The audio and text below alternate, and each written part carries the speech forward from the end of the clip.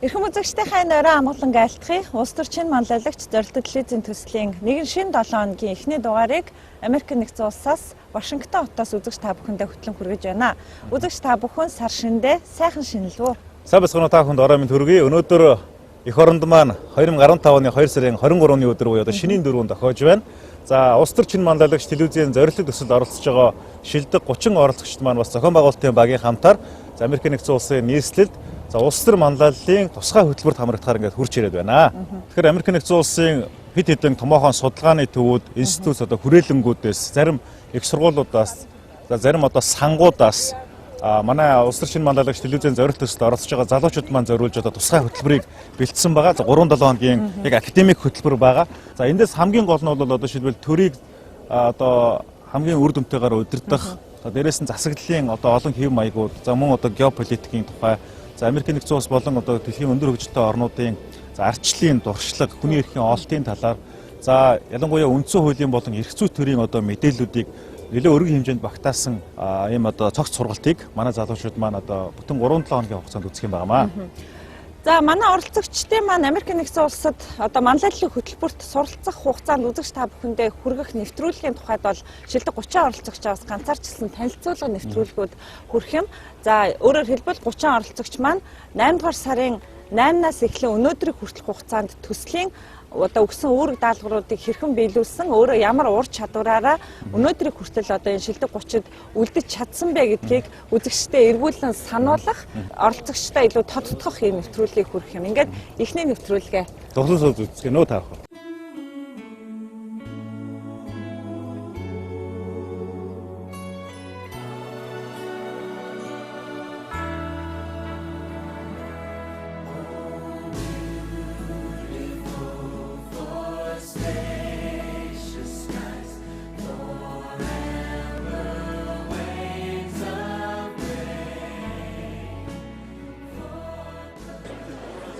Улс төрчийн манлайлагч төслийн шилдэг 30 оролцогч Америк нэгдсэн улсын Вашингтон хотноо манлайллын тусгайлсан хөтөлбөрт суралцахаар энэ сарын 21-нд хүрэлцэн ирлээ.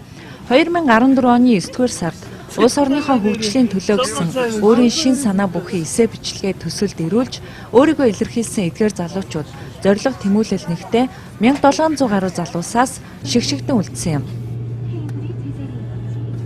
Төслийн зохион байгуулалтын дагуу багаар ажиллаж, хувь ур чадвар, мэдлэгээр өрсөлдсөөр төслийн 4 шатыг амжилттай давсан залуучууд маань Америкийн улс төр нийгэм төрийн байгуулалтын сэдвээр энэ хугацаанд лекц сонсох юм.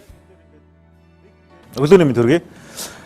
За 2 сарын 22-ны өдөр, гоё өдөр байна те. Улс төр шинэ манлайлагч телевизийн зорилттой төслийн 30 оролцогч маань амжилттайгаар Америк нэгдсэн улсын нийслэл Вашингтон хотод хүрэлцэн ирлээ. Ингээд та бүхэндээ баяр хүргье.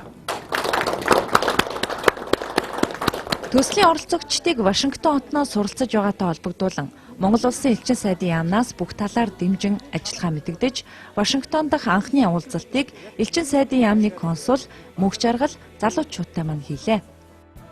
За энэ өдрийн мэндийг хүргэе. Хоёрдугаарт нь сар шинийн мэнд хүргэе.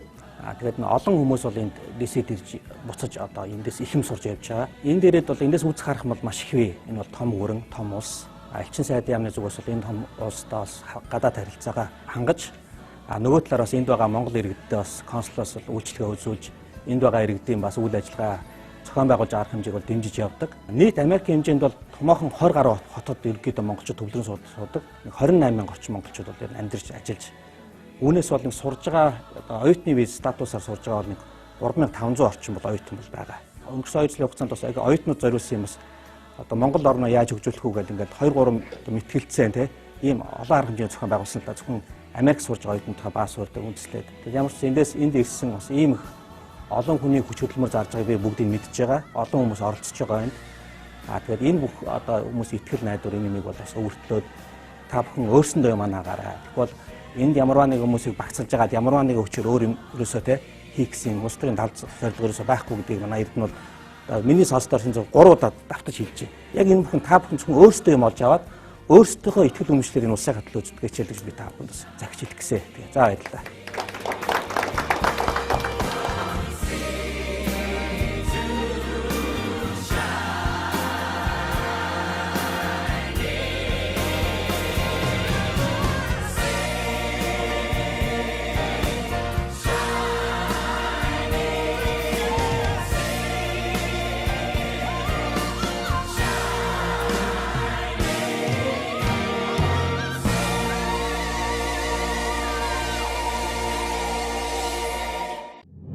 Залуусын оролцоог дэмжигч Unitel Group.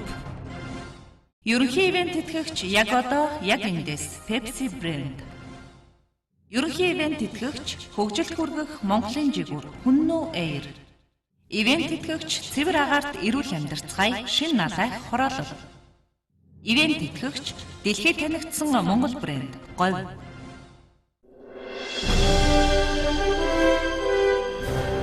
Улс төрийн шинэ Монгол аялагч зорилттой телевизийн төслийн шилдэг оролцогч Ланагийн Цэвэнжав. Анх төслийн тухай мэдээлэл 7 сард UBS телевизийн реклам явж эхэлсэн. За тэгэхэд маш олон хүн бас ингээд оролцооч яагаад тал талаас ингээд санал тавьж байсан байхгүй. 2 сарын дараа 9 сард би яг өмнөх өдрөн шийдсэн. Яг тэр үед яасан бэ гэхээр нөө Оросын албаны эрхлэгч Путин Монголд айлчлаад тэгээд яг нөө махыг экспортлох талаар ярьж эхлэхэд би яг тэр махны талаар бас ингээд судалгаа хийж эхэлсэн л дээ. Яагаад одоо жишээлбэл Монголынхаа хэрэгцээг хангаж чадахгүй гэж экспортлъя гэж ярьж байна гэд. Тэгээд энэ асуудал дээр хинч дуурахгүй байгаа учраас яг энэ дээр би өөрөө дуу хоолойгоо бас ингэж гаргаж оролцъё гэдэг шийдвэр гаргасан. Тэгэхээр л ерөөсөө Улаанбаатарын орчимд жижигхэн одоо мах нядалгааны цехүүдийг бий болгоё. Мах нядалгааны үйлдвэрүүд бол биш юм аа. Ерөөсөө цехүүдийг бий болгоё. Тэгээд ерөөсөө бид нар тэр цехүүдийг бий болгохдоо нэг бол бид нар нөөцөө түшиглэн, нэг бол зах зээлээ түшиглэн. Гэтэл манай Монголд болохоор тэр нь ямар шийдэл ашигтай байна гэхээр зах зээлээ түшиглэн ашигтай байна. Улаанбаатар хот маань ихэнх хэрэглэгчд маань тэнд байна. Тэгэхээр Улаанбаатар хотыгоо тойроод ерөөсөө тэр нядалгааны цехүүдийг бий болгоод тэн дээр төрөөс логистикийн асуудлыг шийдэж өгье. Нөгөө малчтаа хэрэг тэр нядалгааны цэхэд нийлүүлэх юм бол танах одоо хөнгөлтэй зээл тусламж өгье. Үүгээр та нар хошоос сурвчаа бариач. Эргээд тэр нь болохоор малын зүв бус хорогдол буурна. Ингэснээрээ ихээр Монгол улсад бас илүү одоо тэр ашигтай байна гэсэн ийм асуудал гарч ирж байна. Ер нь бол би өөрөө залуу хүнийхээ хувьд, судлаач хүнийхээ хувьд яг энэ асуудал дээр би өөрөө судалсан хүний хувьд би өөрийнхөө дуу хоолойгоо илэрхийлэх ёстой байна. Энийг бид нэр шийдэх ёстой байна. Энийг бид нар шийдэхгүй бол өөр хин нэгэн хизээ нэгэн цагт энэ асуудал олон жил ингэж явах юм байна гэдэг үүднээс энэ одоо нэвтрүүлэгт орё гэж ялаа. Шидлээ. Тэгээд ирчүүдтэй одоо ер нь ан ман үзэлцэл яванд ер нь бол дутах юм байхгүй л гэж бодож байна тий. Төсөлд яагаад оролцох гэсэн нь жоохон хардлага байсан л да. Яагаад тэгэхээр эн чинь айл нэг намаас ч юм бас ингээд явуулж яж магадгүй. Тэгээд ерөөсөө 30 хүн ч гэдэг юм уу ингээд шалгаруулахад нөгөө нэг намаас оруулсан хүмүүсээ оруулна. Зүгээр нөгөө нэг арын хаалга бас байх юм болов. Баахан нөхдүүдийг ингээд шалгаруулж авчаа зүгээр ингээд нэг намын нэр хүндийг өсгөж байгаа болов гэсэн тийм хардлага байсан. Тийм учраас яг бүр ингээд би ч өөрөө математикч, статистикч юм хүн тийм ээ. Тэгэхээр бас багийн юмд итгээд ингээ гүгэд орчдгоо маш улс суурьтай бүгдийн англи сайн судалж үзчихэж бас орсон. За тэгээд төсөлд ингээ орсон чинь үнэхээр янз янзын бас шилдэг залуучуудаас цугларсан байсан. Залуучуудаа өрсөлдөхөд бас өдөр бүрхэн бас өөртөө маш их зүйлийг бас олж авч нэг өдөрт хүн ямар их юм сурж болтыг бас мэдэж авч ирсэн л да. Тэгээ шилдэг 30 ингээд шалгараад үлдэхэд ямар ч байсан энд бол ерөөсөө тэр арын хаалга гэдэг зүйл бас байхгүй байна. Бас шударгаар өсөлтөд бас болт юм байна гэдгийг яг мэдэрсэн л да. Улс төрийн шинэ Монгол аялагч зорилттой телевизийн төслийн шилдэг оролцогч Ланагийн Цэвэнжав. Энэ төсөлд яг над шиг гэртээ сууж агаад ингээд энэ оролцохгүй гэсэн шийдвэр гаргасан бас олон залуучууд надад бас үнэхээр харамсаж байна гэдэг бас хэлсэн л дээ. Үнэхээр би ордог байжээ. Энэ Америкт одоо бас 30 залуу 30-уулаа ингээд явах гэж штэ гэдгсэн чинь үнэхээр бас дараагийн удаа хэрвээ явах юм бол энэ нэвтрүүлэг заавал оролцох гэсэн хүмүүс бас өдөө байлээ. Энэ нэвтрүүлгийг явуулсанд бол үнэхээр их баярлсан. Яагаад тэгэхээр залуучууд чинь бүгдэнд нь маш их шийдэл өгд юм байна. Бүгдээрээ салбар салбарын нэг охин бол эрүүл мэндийн бас ингээд даатгалын тухай бас ингээд ярьжсэн тий. За тэгэл янз янз юм ингээд ярьжсэн. Би тэр бүхнийг сонсоод тэр залуучуудаас үнэхээр их бахархсан. Тэгээд ерөөсө тэр мөчөд миний энэ нэвтрүүлэгт нөгөө одоо орох уу яах уу гэсэн бүх эргэлзээ бол үнэхээр тайлагдсан л да. Энэ дэлхийн 7.2 тэрбум хүн бүрт боломж байгаа. Залуучуудаа өөрийнхөө боломжийг ашиглацгаая. Хүсэл мөрөөдлийнхөө төлөө хизээч битгий бууж өгөөрэй. Намайг Санаагийн Цэвэнжав гэдэг. Би үндэсний статистикийн хороонд ахлах шинжээч хийдэг. Ингээд миний өрөө бол судалгаанд үндэслэж бодлогоор шийдцгээе. Эхний нэг шалгуулт нь спич байсан тийм. За спич дээр бол би эхлээд нэг миний яг судалгаач ерөөдөө дандаа нэг бодлогын төвшний учраас би яг анх улсын хуралд бид нэг дүүрэг ч юм уу улсын хурал ч юм уу ямар нэгэн шатны сонгуульд өрсөлдөж сонгогчтойгоо уулзж байгаа маягаар спичээ бэлдэх хэрэгтэй байсан. За тэгээ би эхлээд тэрийг болохоор бодлогын төвшөнд яг нөө улсын хурал гэдээ бичсэн. Тэгээд яг ингээд хийх гэж байгаа тэр хугацаа ойртох тусам би юусоо бодсон л та. Эхлээд би ингээд одоо ингээд бодлогын төвшөнд судлаач бид нар бол ингээд бодлогын төвшөнд ингээд ямар нэгэн шийдвэр хийх ёстой, ингэх ёстой гэнгээ гаргачих жол үнэхээр болно. Гэтэл за яг хороон дээр яг иргэн доржийн амьдралд энэ яг яаж үйлчлэх вэ гэж бодсон л та. Цэцэгт яаж нүүлчлэх вэ? Тэднэрт яг юу хэрэгтэй байна гэж бодсон. Тэнгүүтээ ерөөсөө би ингээд тойргоо багасгая. Монгол улс гэж ингэж авч яхаар ерөөсөө би нэг Баянгол дүүрэг дээрээ авч үзье. Манай Баянгол дүүрэг дээр ямар асуудал тулгардаг. 53 мянган өөрөх нь 200 мянган хүн байна. Эднэрт ямар асуудал тулгардаг гэдэг. Ерөөсөө тэнгүүтээ за энийг одоо бид нар тэгвэл Баянголоо яаж амбицтай дүүрэг болох вэ гэдгийг судалж гисэн л дээ. Ингээд дэлхийн шилдэг дүүрэг гэж ямар дүүрэг байдаг. Интернетээр маш их мэдээлэл авч үзсэн. Шилдэг хот болохын тулд бид нэр яах ёстой юм. Тэгээд иргэн доржид жишээлбэл яаж нөлөөлөх юм. Нэг аж ахуй нэгжид жишээлбэл яаж нөлөөлөх юм. Ер нь бид нэр цаашдаа яг ямар зорилго тавьж иж юунд хүрчээж 2010 одоо 18 19 20 гэд энэ онуудад бид нэр ямар зорилго тавьж иж хүрэх ёстой юм бэ гэдгийг судлаад тэгээ спичээ бэлтгэсэн. Өнөөдөр миний мөрийн хөтөлбөр шийдвэрлэх асуудалтай, судалгаатай, шинжилгээтэй хэрэгжүүлж болох үс юм мөрийн хөтөлбөр юм аа. Хүрэх эцсийн зорилго нь Аздаа шилдэг дүүрэг болох. Яагаад болохгүй гэж Аздаа шилдэг дүүрэг болъё. Баянгол дүүрэг маань өөрөө 2013 онд улсын шилдэг дүүрэг болсон. Баянгол дүүргийг ирээдүйд дэлхийн биш юм аа гэхэд Азийн шилдэг дүүрэг болохыг хэн нэгэн санаачлан анхдагч байж эхлүүлнэ. Ийм учраас би өнөөдөр Азийн шилдэг дүүрэг болох санааг төвшүүлж өөрийнхөө мөрийн хөтөлбөрөөр боловсрууллаа. Дэлхийн шилдэг хотуудыг шалруулахад нэг дараах 5 зарчим байт юм байна. Нэгдүгээр бизнесийн үйл ажиллагаа, бизнесийн таатай орчин. Хоёрдугаар иргэдийн амьдрал, амжиргааны төвшин. Гуравдугаар хэвлэл мэдээллийн нээлттэй байдал. Дөрөвдүгээр соёлын харилцаа. Тавдугаар улс төрийн доктортой байдал ба оролцоо. Шат чадны нэг бас шагналтай байсан тийм. Тэгэхээр удирдлагын актемд манлайлалын курс сурна гэж за тэр нь богоосод доктор сурч байгаа учраас тэр нь надаа нэг бас чухал ишээсэн. За тэгэл Америкт бас 1 сар сурна гэл энэ бол олон залуучууд бас олдохгүй боломж байсан боловч би ч бас за энэ бол бас хамгийн гол зорилго нь бол ерөөсөө тэр нэг ийм сургалтын эрх хожих нь ерөөсөө миний зорилго биш байсан л да. Америк явна ч гэдэм үү. Гол нь тэрний дараа би яг юу хүсэж байгаа юм бэ гэдгээл яг эдгэж ирсэн. Залуучууд одоо энэ нэвтрүүлэгт ороогүй өөр зөндөө мундаг залуучууд байна.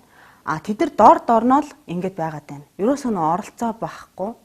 Тэгэхээр ерөөсөө би эндээс яах вэ гэхээр одоо ингээд залуучууд ингээд шүүмжлэл байдаг. Гэхдээ хин ч ингэж нэгдэж ярьдаггүй. Тэгээд ярина гэхээр заавал нэг талбай дээр очиод нэг чагсаал цуглаан хийгээд байх биш. Би ерөөсөө эндээс нэг л зүйлийг ингэж бас хайж ирсэн л дээ. Тэрний үүхээр залуучуудын оролцоо, залуучуудын нэгдэл. Тэгээд энэ залуучууд маань ингээд цаашаа нэгдээд нэг клуб болдог ч юм уу тийм ээ.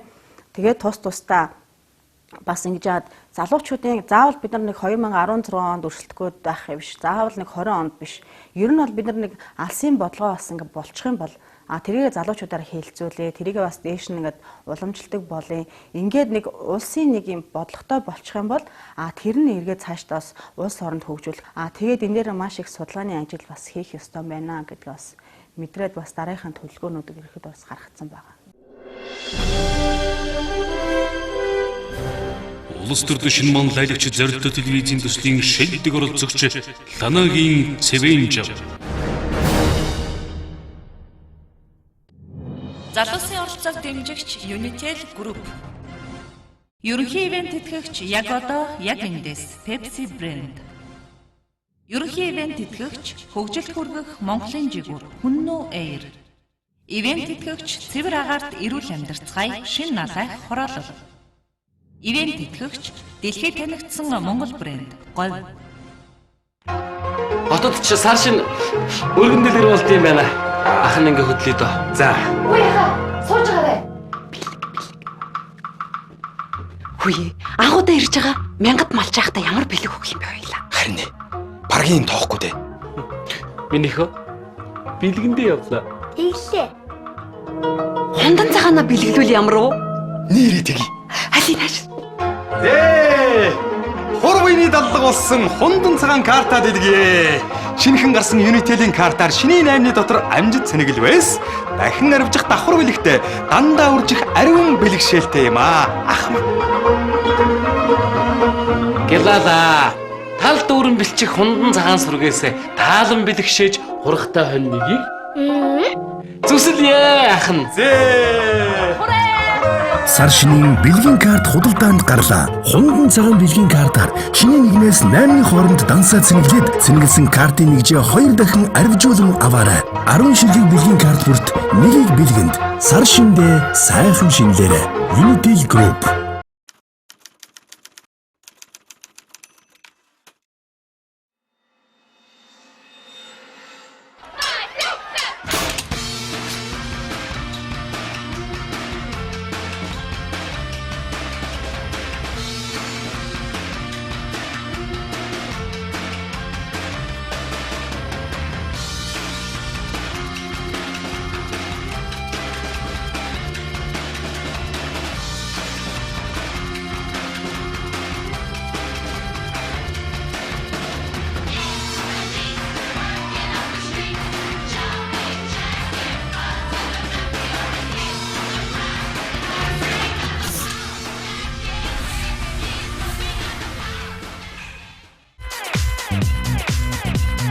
Мөнгө дэвших байгалийн мөнгө.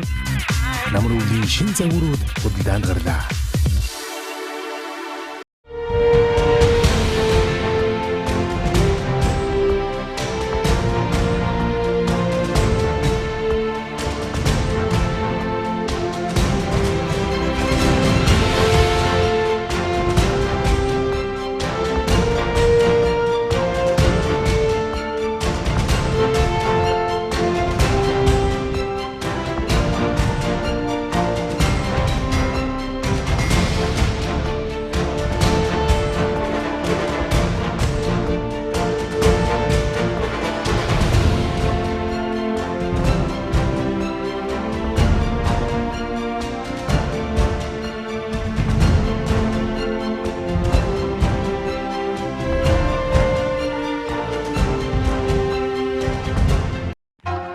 Хотод ч сар шин өргөн дэлгэр болд юм байна.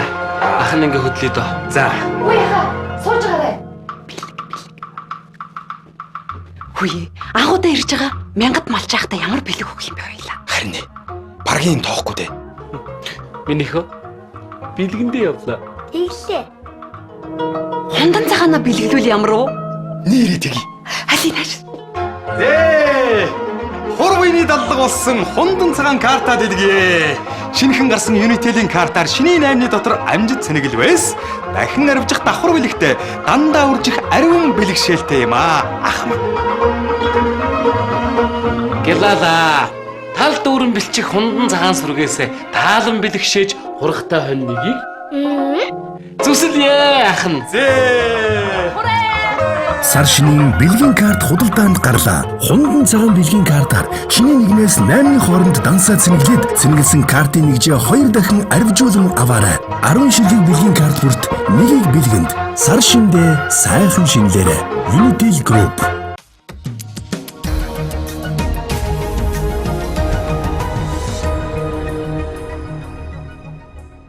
За өнөөдрийн дугаараас эхсүүлээд энэ 30 оролцогчд маань яг одоо хүүгнийхээ хувьд хинбэ гэдэг талаар өөртөө чи ярьцлага хийсэн байгаа шүү дээ. Урд нь бол бид нар ингээ багийн даалгаврууд өгч ирсэн байгаа. За дээрэс нь бол ингээд тодорхой төслүүдээр ажилласан байгаа. За яг одоо ингээд чи 1700 гаруй хүн анх эсээг өгсөн манай нэвтрүүлэгт. За түүнээс 443 хүн шалгараад шилдэг 90 маань шалгараад одоо ингээд шилдэг 31 хүн маань үлдсэн байж байгаа. За энэ хүмүүсийн хувьд бол яг одоо өнөөдрийн эфирээс эхсүүлээд яг 2-2-ороо хинбэ би хинбэ гэдэг асуултанд одоо хариулсан байгаа шүү дээ тийм ээ. Тэр өөрөөр хэлбэл бас дахиад энэ нэвтрүүлэг маань дараагийнхаа шин шат руу орж ийн гэсэн үг л дээ. Өнөөдрөөс эхэлж байгаа энэхүү танилцуулга нэвтрүүлэг маань яг энэ төслийн хугацаанд яг ямар ур чадваруудыг гаргасан, энэ даалгаварт хэрхэн ямар хандлагаар хандаж яаж гүйцэтгэсэн бэ гэдэг бас танилцуулга юм нэвтрүүлэг. Эргээд өөрөөр хэлбэл 8 сарын 8-наас эхэлсэн төслийнхаа тухай одоо үйл явцуудыг үзэгчтэй илүү бас танилцуулж иргэн сануулна гэсэн үг. Ингээд мэдээсэх болон. За бүгдээ нэвтрүүлгээ өргөжлөж үзье.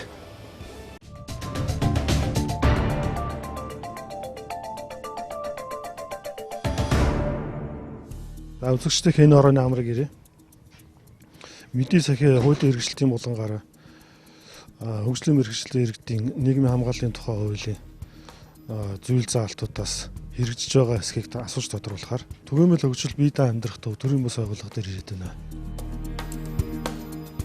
Хөгжлийн бэрхшээлтэй иргэний нийгмийн хамгааллын тухай шинжилсэн найруулга 5-3 худалдаа, тээвэр, холбоо, эрүүл мэнд, нийтийн үйлчилгээний байгууллага хөгжлийн бэрхшээлтэй иргэнд тэргуун ээлжинд үйлчилнэ. Одоо яг танай байгууллагын зорилго юу вэ? Бие даа амьдрах төв гэж тодтогсон байна шүү дээ, тийм ээ. Энийг жоохон тодруулаад хэлж. За манай байгууллагын зорилго бол яг хүн хэлбэрийн хөгжлийн бэрхшээлтэй иргэдийг нийгэмд бие даан амьдруулах гэж байгаа. За бие даан амьдрах гэдэг бол хэн нэгнээс тусламж авахгүйгээр одоо амьдрахыг нэрвэл биш. Хүмүүс бол шууд тэр утгаар нь бол яг хүн хэлбэрийн хөгжлийн бэрхшээлтэй хүмүүс өөрийнхөө чадахгүй зүйл дээрээ л хүний тусламж авдаг. Тэр нь одоо яг энэ туслах үйлчлэгээ, тэр туслах хүмүүсийн манай бие даан амьдрах төв дээр мэрэгжлийн төвшөнд бэлдээ. Жишээ нь хөгжлийн бэрхшээлтэй хүмүүс чинь хоорондоо олон төр шүү дээ. Жишээ нь нусны гэмтэлтэй, одоо тархины саажилттай, хүзүүний гэмтэлтэй. Жишээ нь хүзүүний гэмтэлтэй хүмүүс дурдан бичин мэдээг болдог байхгүй. Хүссэн хүсээгөө гараараа үйлдэл хийж чадахгүй. Хувцас өмсгч юм хоолундаа гэх юм уу. Яг энэ дээр нь одоо мэрэгдсэн туслах үйлчлэгийг хийгээд одоо тэрийг өөрөө нийгмийн амьдралд эрхтгэж оролцох. Тэр нийгмийн амьдралд оролцож байгаа нь гэр бүлээсээ тусламж авах биш. Найз нөхдөсөө тусламж авах биш, гуйж тусламж авах биш. Яг ийм төв дээр бэлтгэгдсэн хүмүүсээр тусламж аваад нийгмийн оролцоонд орох юм бол тэр хин нэгнээс гойх биш, өөрөө бие даасан байдлаар нийгэмд оролцож байгаа нь одоо хамгийн чухал. Энэ одоо хөгжиж байгаа хөгжингөө орнууд нийгмийн халамж хамгааллын хамгийн одоо зөв тогтолцоо бол энэ бие даан амьдрах төв юм аа гэдгийг бол хүлээн зөвшөөрчихсөн. Монгол улс ч гэсэн тодорхой хэмжээний гэрээ конвенцээр хүлээн зөвшөөрөөд улс орондоо одоо авч хэрэгжүүлнэ гэдгийг олон улсын хүлээчихсэн байгаа. Гэтэл өнөөдөр амьдрал дээр нэргээд энэ шийдвэр гаргаж байгаа төвшний дарга удирдлагууд энийг маань яг ойлгож өгөхгүй байна л да. Хөгжлийн бэрхшээлтэй иргэдийн нийгмийн хамгааллын тухай хуулийн 5-3 дахь заалт дээр хөгжлийн бэрхшээлтэй иргэд одоо үйлчлэгээний байгууллагуудаар үйлчлүүлэхдээ тэргуун ээлжинд үйлчлүүлэх ёстой гэсэн хуулийн заалт байх юм аа. Энэний хэрэгжилтийн талаар та нэг тодруулж өгөөч. Үнэхээр энэ заалт хэрэгжиж байгаа юу? За энэ хуулийн заалт бол ер нь бол яг тэр хууль дээр бол тодорхой авах нь цаагаад өгсөн. Мэдээж томоохон үйлчлэгээний байгууллага Mobicom, хаан банкны зарим нэг салбарууд бол ер нь яг самбар дээр бол бичиж тавьчихсан байдаг. Тэр үнцэртэй бол хараагүй хүмүүс очир дугаар үйлчлүүлнэ гэж тавьчихсан. Өөр одоо бусад байгууллагууд бол ерөнхийдөө энэ талаар бол төрийн албан хаагчид бол сайн мэдээлэл байдгүй шүү яга. Ерөөсөө л тийм одоо ялангуяа нэг эмчилгээний газар ус шинжилгээ мэнжилгээ өгч юм уу ийм газрууд бол угаасаа л тэр нөгөө очир номероор ороод та нарт энэ бол хамааралгүй юм тийм байдг юм мэддэггүй штэ гэдэг тиймэрхүү хандлагууд бол зөндөр гарч байдаг л да. Одоо хөгжлийн мэргэжилтийн иргэдийн гол үйлчлэгээ авдаг газрууд бол нийгмийн халамжийн төвүүд байж байгаа тийм ээ. Дээр нь одоо банкуд байж байгаа. Одоо халамжийн мөнгө авдаг. Дээр нь одоо эмнэлгийн байгууллагууд байж байна. Одоо үйлчлэгээ авдаг банкуд нь ямар банк байдаг вэ? Хаан банк байдаг юм. Хаан банк яг тэр одоо үйлчлэгээнийхээ тэр хуулийн мөрдөлтөөр яаж хангаж ажилладаг вэ? За яг хөө зүгээр үйлчлүүлэх газар бол одоо зүгээр хаагурч үйлчлүүлж болно л та. Тэгээ мэдээ ихэнх бол зүгээр халамж хамгааллын алцуудлаа бол ерөнхийдөө төрийн банк, капитал банкаар илүү дамжуулж авдаг. Мэдээж капитал банкуд бол өнөөдөр яг төрийн банкуд бол яг тийм налуу шатны стандартыг барьсан шаттай газрууд маш цөөхөн ганц 2 газрууд бол байгаа. Тэн дээр бол яг нэг тийм очир дугаарын асуудал бол нэг хэдэн мэддэггүй шүү байгаа. Очир дугаар бол хэрэглэгддэггүй. Тэгээд одоо төрөөс өгж байгаа халамж хамгааллын мөнгийг ер нь одоо төрийн банкуд болон капитал банкуд авч хэрэгжүүлж одоо юу гэж тэр чинь тухайн байгууллагын төрийн үйл ажиллагааг хийж гүйцэтгүүлээд тодорхой хэмжээний шимтгэл урамшуул тэр банкуд авдаг. Уг нь бол манай байгууллагын биднүүдийн зорж байгаагаар бол нэгэнт төрийн үйл ажиллагаа гэрээлэн гүйцэтгэж тодорхой хэмжээний ашиг хүртэж байгаа учраас үйлчлэх боломж нөхцөлийг энэ тэргүү игнэнд одоо гадны налуу шат хаалганы босго энэ төр асуудлыг бол одоо үйлчлэгээний тавцан гэдэг бол стандартаар нь хийж одоо дараагийн тэр төрийн үйлчлэгийг авах тэр эрхийг авах тийм шалгуур үзүүлэлттэй байгаасаа л гэж бид хүсдэг. Одоо бол энэ хуулийн заалт бол байгууллагуудын зүгээс бол үйлчлэх заагаад өгсөн юм тийм ээ. Тэргүй шин үйлчлэх ёстой гэдэг. Зүгээр ингээ очир дараал зогсож байхад энгийн иргэд одоо яаж хүлээж авч байгаа юм. Үнэхээр одоо тэр хуулийн заалтыг мэдэхгүй өрнө бас хүн ясны юм биш ч тийм ээ. Одоо энэ тэрэгцэртэй хүн ингээ явж байхад заа энэ урдуур үйлчлүүлэх гэж тийм тохиолдол байх уу? Байна. Манайхан чинь янз бүрийн цэцлэганаар зарим нь бол орчих гэдэг ч юм уу. Зарим нь бол яг л очир дараалал орох хэвээр Танай байгууллага одоо хөгжлийн мэргэжлийн иргэдийн нийгэм хамгааллын тухай хуулийн зүйл заалтыг хэрэгжүүлэхээр нь л хичээж ажиллаж байгаа харагдаж байна. Хизээнээс одоо энэ дүрм хууль журмыг хэрэгжүүлж эхэлвэ. Энэ талаараа тодруулаач. Яг ийм шаардлага үнэхээр байсан уу? Яаж үүсв? За өнгөрсөн оны 2014 оны 7 сараас манай нөгөө хөгжлийн мэргэжлийн иргэдийн зүгээс тавьсан саналын дагуу бид гадна талаас тэрэгэн цэртэй иргэдийг тооцоолон өргөжлөх боломжийг олгож ирсэн. 2014 оны 11 сараас эхэлж хөгжлийн мэргэжлэлд тэрэгэн цэртэй иргэдэд болохоор очц дараалал үйлчлэх гэсэн ийм цонх нээж үйлчилж байгаа. Хаан банкны хувьд бол хуулийн хэрэгжлийн талаар нэлээд анхаарч ажиллаж байна. Зөвхөн одоо танаас салбар ингэж ажиллаж байна уу? Бус салбаруудаар одоо энэ одоо тусгай цонх гаргаж очц дараалал үйлчлэх одоо ийм боломж төгсөр хангаж чадж байгаа. Энэ тэрэгэн цэртэй иргэдэд үйлчлэхдээ очц дараалал үйлчлэх гэдэг энийг бол дүүрэг болгонд нэг тооцоон төвийг сонгож аваад туршилтын хугацаагаар ямар ч байсан нөгөө дарааллынхаа машин дээр очрог үйлчлэх гэдэг цонх нээж ажиллаж байгаа. Хөгжлийн бэрхшээлтэй иргэний нийгмийн хамгааллын тухай шинжилсэн найруулга 5-3 худалдаа, тээвэр, холбоо, эрүүл мэнд, нийтийн үйлчилгээний байгууллага хөгжлийн бэрхшээлтэй иргэнд тэргүүн ээлжинд үйлчилнэ. Бид хуулийн хэрэгжлийн болонгаараа хөгжлийн мэргэжлийн иргэдийн нийгмийн хамгааллын тухай хуулийн 5-3 дахь заалтын хэрэгжлийн талаар асуу сурвалжлаа. Энэ хуулийн заалтыг хэрэгжүүлж байгаа бол ганц нэг байгууллага байна. Яг хөгжлийн мэргэжлийн иргэдийн гол үйлчлэгээ авдаг төрийн байгууллагууд нийгмийн халамжийн үйлчлэгээний газар болон одоо нийгмийн халамжийн мөнгийг тараадаг олгодог төрийн банк, капитал банкуд бол энэ ойсор дараалалгүй үйлчлэх хөгжлийн мэргэжлийн иргэдийн үйлчлүүлэх боломж нөхцөл хангах тал дээр бол тааруу байдгаа гэдгийг бол хөгжлийн мэргэжлийн иргэд өөрсдөө хэллээ. Бид бас сурвалжлагатаа аль болох хэрэгжиж байгаа талаас нь олж харахыг хичээж хаан банкны нэг салбарыг сонгож та бүхэнд хүргэсэн. Одоо цаашдаа бол манай төрийн байгууллагууд ялангуяа энэ тал дээр анхаарч ажиллах хэрэгтэй байна. Камерын өмнө хэлж байгаа, камерын гадна хэлж байгаа гэдэг бас зөрүүтэй байсан. Нэлээдгүй олон хөгжлийн мэргэжлийн хүмүүстэй уулзлаа. Тэр хүмүүс бол шууд камерын өмнө гарч хэлэхээс илүү камерын ард талд бид нарыг үйлчилж байгаа хүмүүс биднэрт үйлчилж байгаа төрийн байгууллага ажилтнууд бол биднийг үл ойшоосон байдлаар ханддаг. Энэ дээр сан хэлж өгөөрэй гэж тусгаарлаа хүссэн. Энийг бол одоо би энэ дашрамд хэлье.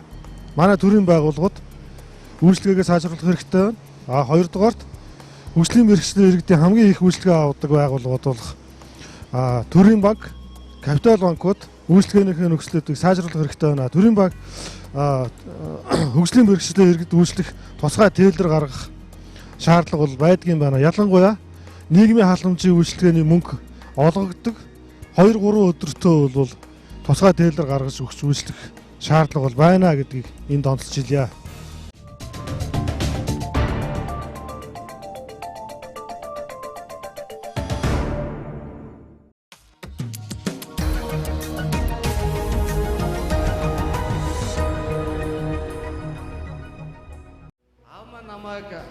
Банк санаж сэрж яваарай гэж сансар нэрийг өгсөн. Би Калифорни олон улсын их сургуульд магистр хамгаалсан. Монгол улсын их сургууль бизнесийн сургуулийн багш. Mirror Tower компанид тулзын дарга. Цахимартай холбооны өдөртөх зөвлөлийн гишүүн. Би өөрөөсөө дахиад эх орныхоо төлөө юу хийж чадах вэ гэж асууж оролцож байна. Надад үндэсний стратеги, урт хугацааны бодлого байна. Та бүхэнд баярлалаа. Залуучуудын оролцоо манай нийгэмд бол өгүүлэгдэж байгаа хүн болгонд бол ойлгомжтой байгаа. Тэгэхээр энийг дэмжсэн залуучуудад боломж олгосон ийм нэвтрүүлэг байгаасай тийм байх болов уу гэдэгт бас нэлээд харсан 3-7 хоног гэртээ бас ажиллаж яваар бодож байгаа л тэгээ шийдсэндээ. Улс төрлөө шинэ манлайлагч зорилт телевизийн төслийн шилдэг оролцогч Содном Дуржийн Сансэр. Ер нь би улс төрч гэдэг хүнийг бол одоо манай нийгэм түгэж байгаагаас их өөрөөр ойлгодог шүү дээ. Олон хүмүүс хамтдаа олуулаа байгаа үед тэнд бол зөрчил үүсч идэг. Дор бүрнээ ухамсартай амьдрахыг зайлшгүй шаарддаг. Хууль дүрм үйлчлэх ёстой гэсэн. Ийм нийгэм дунд энэ нийгмийг зохицуулдаг, өөрөөр хэлбэл энэ олон хүний эрх ашигыг хамгаалдаг, тэрний төлөө бодлого боловсруулдаг, тэрний төлөө ажилтдаг хүн бол улс төрч. Тэгэхээр улс төрч гэдэг бол хүний төлөө. Шинэ манлайлагч гэхээр энэ бол улиг болсон хүмүүсийг бол маш их харж байна. Тэр хэд маань бас улс орныхоо төлөө юм хийж байгаа ч юм байна, хийхгүй ч одоо хүн зөндөө шүү дээ. Сайн юмнууд байна, тааруу юмнууд байна. Тэгэхээр энийг үргэлжлүүлэх хойч үеийн одоо залуучууд бид нэр болж таарч байгаа. Миний байнгын өдөр тутам хийдэг одоо багш, сургууль хүмүүжүүлэгч бусдад одоо мэдлэг мэдээлэл хэрвээ байдаг юм бол тэрийг өгөх гэсэн энэ хүсэл зорилготой бас нийцэж ийм бас боломжийг олгож байгаа энэ санал бодлоо бусдаагаа хуваалцъя гэдэг үүднээс бас төсөлд оролцож байгаа. Улс төрлөө шинэ манлайлагч зорилт телевизийн төслийн шилдэг оролцогч Содном Доржийн Сансэр. За нэгдүгээр шатны шалгаруулалт дээр бол бид нэр хөгжлийн талаар эссе бичсэн байна. Тэгээд энэ дээр бол надад маш олон санал байсан л да. Эдийн засгаа яаж хурдан өсгөх вэ? Ядуурлыг яаж хурдан бууруулах вэ? Ер нь энэний гол үндэс шалтгаан нь юу вэ? Ерөөсөө гол үндсийг нь бид нэр олоод тэгээд тэрэн рүү чиглэсэн юм цогц бодлого. Тэндээс салбарлаад бид нэр маш олон жижиг салбарын ч юм уу бусад юмнууд бол явна гэж харж байгаа. Гинтхэн нэг өдөр юм уу нэг сарын дотор юм бичээгүү. Энэ бол угаасаа л миний өнгөрсөн 17 жилийн судалгаа, бодож явдаг юмнуудаа туршлаган дээрээ толгуурлаад Монгол улс бол хөгжлийн бодлого байх хэрэгтэй байна. Энэ бодлого нь яг юу байх хэрэгтэй бэ гэдгийг би эдийн засгийн загварчил боловсруулсан байна. Ерөөсөө энэ бол хөдөлгүүрийн гол суур мотор юм байна. Тэгэхээр мэдлэгийг хөгжүүлээд энэ нь дараагийн юугаар. Тэгээ миний анхны энэ зорилго бол ерөөсөө эдийн засгийг хурдан өсгөж ядуурлыг бууруулах юм бол ингээд гаргалгаан шийдэгдэх юм а гэж. За баярлалаа та бүхэнд анхаарал тавьсан.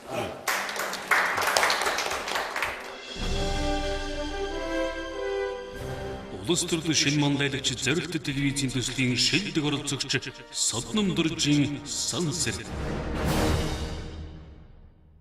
Олон анд найзууд те энэ бусад хүмүүстэйгээ мэдээ тодорхой хэмжээнд бол өрсөлдөн. Гэхдээ энэний цаана хүн чанараараа байх, өөрийнхөөрөө байх, тэрийг нийт үзэгчтэй бас зөвөр ойлгуулах. Тэр өөрийнхөө үндсэн хүн чанараа бол хадгалж явах нь миний гол үнэт зүйл байдаг. Тэгэхээр тэр хүрээндээ байна.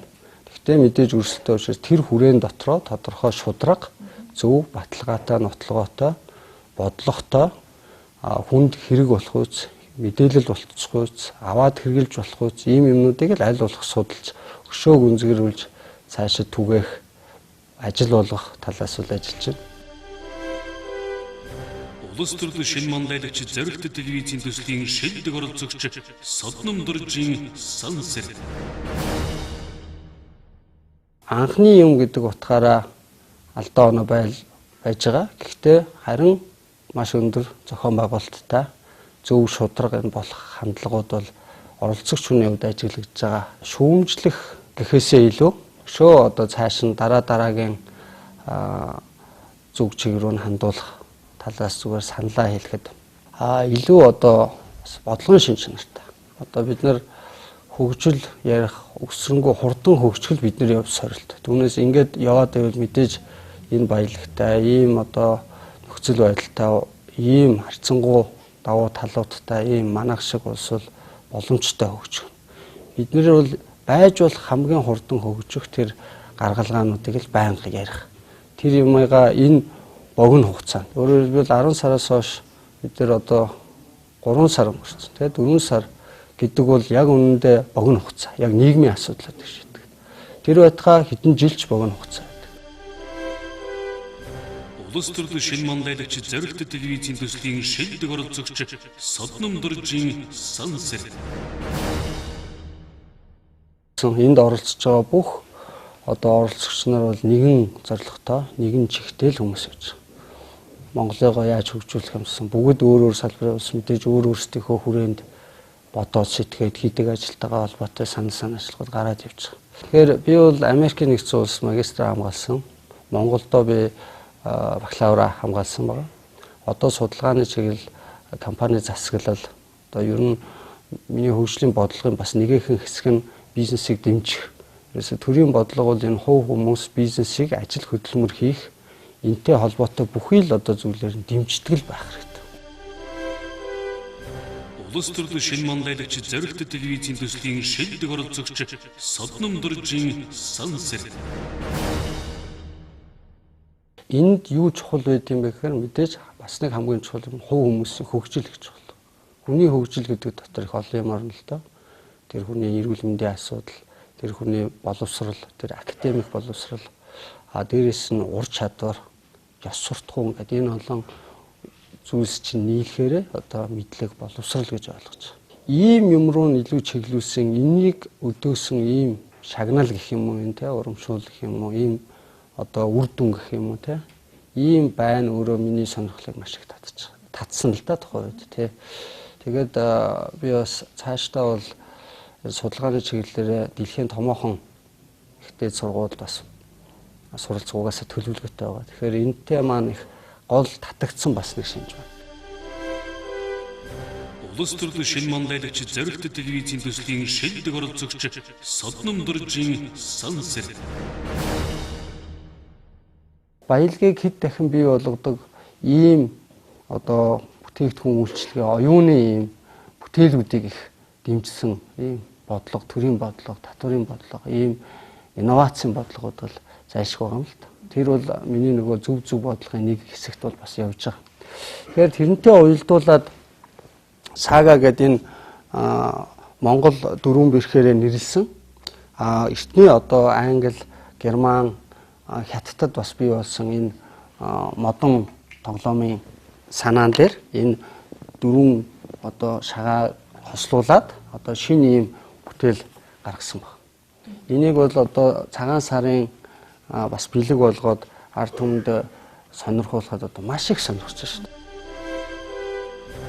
Улс төрлөө шинэ манлайлагч зоригт телевизийн төслийн шилдэг оролцогч Содном Дуржийн Сансэрт. Монгол улс хөгжинө гэдэг бол ерөөсөө монгол хүний оюуны баялаг одоо нөгөө бидний өнөөдөр хямраад байгаа нөгөө доллар чинь олоод ирэх юм аа. Олж ирэхдээ энэ газар доорх баялагыг гаргаснаас хэд дахин илүү үр ашигтайгаар олж ирэх бодит боломж байна шүү. Дэлхий даяарчлагдж байна. Бид нэр улам энэ боломж хэлбэрүүлж байна. Та биднээс л хамаарч. Залуусын оролцоог дэмжигч Unitel Group. Ерөнхий ивент тэтгэгч яг одоо яг эндээс Pepsi Brand. Ерөнхий ивент тэтгэгч хөгжилд хүргэх Монголын жигүүр Хүннүү Air. Ивент тэтгэгч цэвэр агаарт эрүүл амьдарцгаая шин налайх хороолол. Ивент тэтгэгч дэлхийд танигдсан Монгол брэнд Говь. За 1776 онд Америкийн нэгдсэн улсад одоо тусгаар технологийн тунхагийг баталж одоо Англиас тусгаарлаж одоо өөрийн улсаа байгуулж ирсэн. Тэгээд 1787 онд одоо үндсэн хуулиа баталж өнөөдрийн хүртэл бас энэ ардчил хүний эрхийн одоо хөлгийн нутаг хорон гээгддгээрээ бол алдаршсан. За энэ оронд манай шилдэг 30 оролцогчд манаас хурж ирээд өнөөдрөөс эхлээд ингээд тусгаалсан хөтөлбөрөө эхэллээ. За түүний хажуугаар бас манай оролцогчд манаас 2-2-ороо энэ төслийн явцдах тэр байр суурийг бид тодтогч гаргаж ирлээ. За ямар ч байсан өнөөдрөөс эхлээд үзэгч та бүхэн маань бас нэг шинэ одоо нэвтрүүлгийн маань өнгө аясыг харах болно. Энэ бол бас нэлээд академик зөвхөн Америкийн төдийгүй олон улсын хэмжээнд геополитикийн хэмжээнд энэ төр засгийн одоо удирдлагын онолтой холбоотой маш олон мэдээллүүдийг манай залуучууд маань авах болно. За зөвхөн сургуулийн зугаа зогсохгүй бас өөрийн орны онцлогийг илэрхийлсэн, өөрийн орны онцлог дээр одоо шийдлийн гарцыг яаж ямар байх ёстой вэ гэдэг дээр бас залуучууд маань өөрсдөө эрэл хайгуул хийсэн тийм нэвтрүүлэг өнөөдрөөс эхлээд таагуул ирж байгаа. За залуучуудын маань энд сурч мэдэж байгаа, сонсож байгаа, уулзаж ярилцаж байгаа энэ бүх үйл явцын дэлгэрэнгүй мэдээ нэвтрүүлгүүдээр үзэгч та бүхэн маань бас тодорхой хэмжээний мэдлэг мэдээлэл олж аавна гэдэгт итгэж байна. Ингээд даваа гарагийн нэвтрүүлгээ үг өндөрлөе. Маргааш шинэ дугаараараа эргээд уулзъя. За нараа хийсэн маш сайхан малгар өдөр хаврын мөр орсон шинийн дөрвөнд Америкийн нэгдсэн улсын нийслэл Вашингтон хотоос цагаан ордны өмнөөс улс төр шинэ манлайлагч телевизийн зорилт төслийн Америкт хамгийн анхны нэвтрүүлэг та бүхэнд хүрлээ.